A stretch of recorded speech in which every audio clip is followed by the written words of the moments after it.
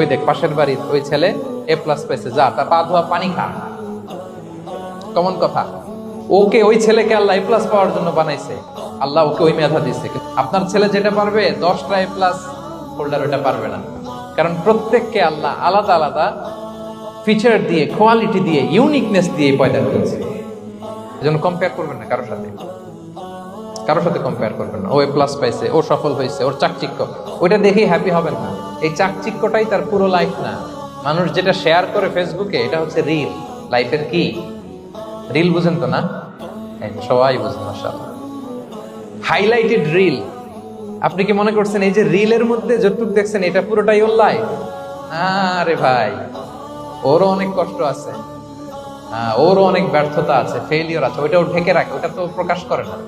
দেখবেন আমরা ফেসবুকে ছবি শেয়ার দিলে কি করি? সবচেয়ে ভালো ছবিটা খুঁজি, হ্যাঁ, হাসি। ওই দেখ পাশের বাড়ির ওই ছেলে